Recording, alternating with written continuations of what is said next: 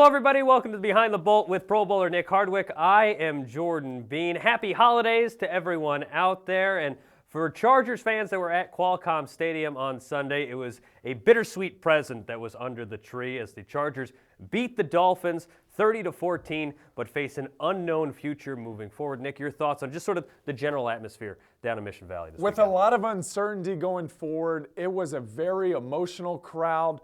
They showed up and did themselves justice for all the memories that have been shared in that stadium with the team, and the team did the fans right by showing up and giving them a fantastic victory and something to continue the revelry. It was a beautiful day at Qualcomm Stadium. Well, Nick, let's preface this a little bit before we move ahead here. Yes, we do work for the Chargers. We are employed by the team, but we have no idea what's going to happen with this organization moving forward. So with that in mind, with what could have been the final game played at Qualcomm Stadium, a game where the Chargers have played more games than any other franchise at one stadium, as a guy who played for this team for 11 years, wore the colors, what was the lead up to that kickoff like for you?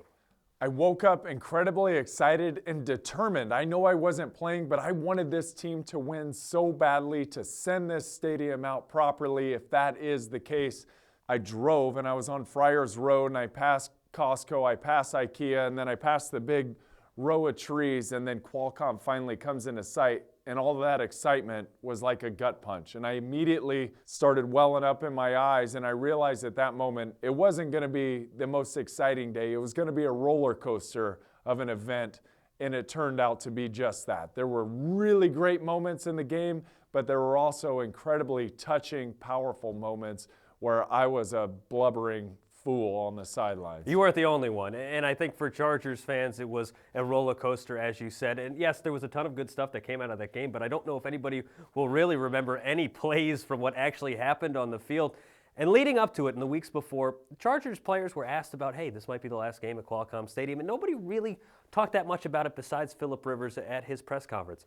But as soon as the day arrived, as soon as teams were in the huddle, as soon as they were on the field, it seemed like there was a determined momentum to play for the fans and to really play for a core group of veterans who might be on the field together for the last time. Yeah, the gravity of the situation seemed to captivate everybody, and it was a great bonding moment for the team. It seems to me that all year there was a slight disconnect between the older generation of guys and then the young core of guys who's on the up. This moment brought the two together. It kind of mended that bridge, and they saw eye to eye, and they came together and performed beautifully. And I think for the first time, this young group of guys saw what it was like to play in front of an amazing, festive Chargers fan base, which the older guys have witnessed over the years. They played for the older guys, and they finally got a chance to play for the city. In a game of unknowns, one certainty is that Malcom Floyd will not be wearing a Chargers uniform ever again. He is retiring at the end of this season.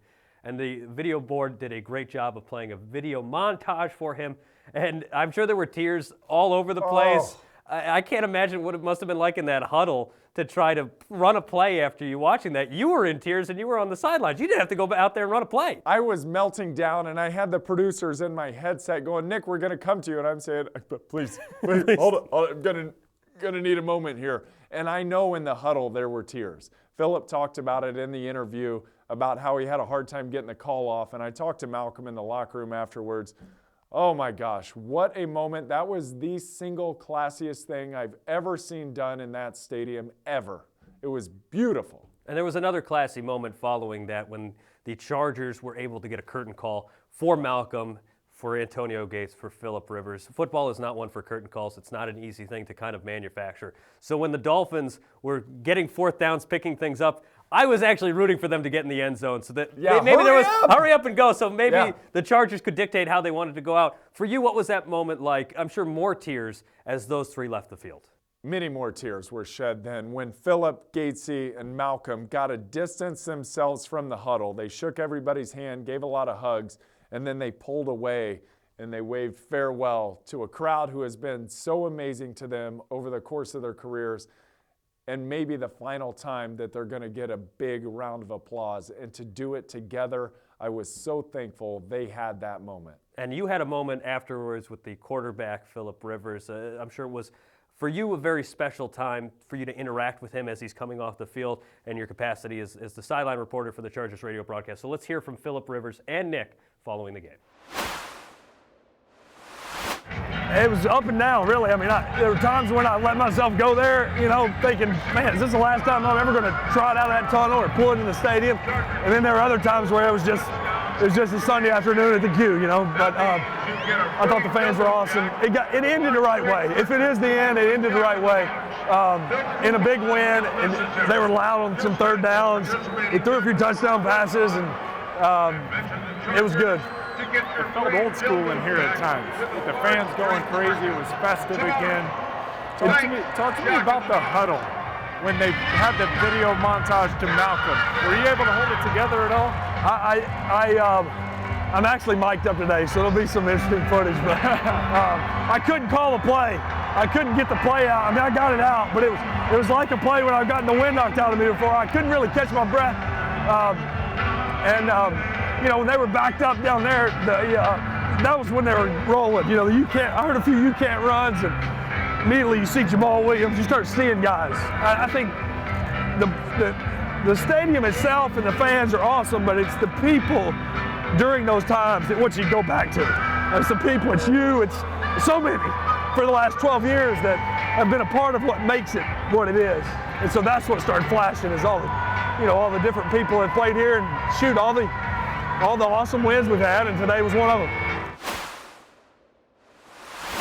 So there was Nick and Philip at the very end of the game, but it wasn't the end of Chargers players out on the field. They went back in the locker room, celebrated for a little bit, but everybody came back out, or at least the guys that had been there for a while. You had Weddle, who I think signed autographs for a half an hour, 45 minutes. That guy didn't get out of the stadium until the lights shut down. Yeah, until the lights shut down. You had Antonio Gates. Philip came out there. You were even out there signing a couple of autographs as well.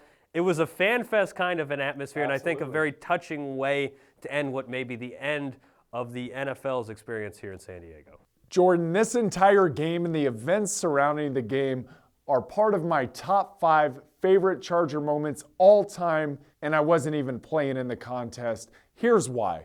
It was the culmination of so many great moments and games played, memories shared by the fans, the city, the team, and it was done through the medium of the football game that was being played. But as Philip Rivers discussed in the interview, it was more than that. You hearken back to so many great memories that were lived right there in Qualcomm Stadium. It was beautiful and emotional, and I loved it.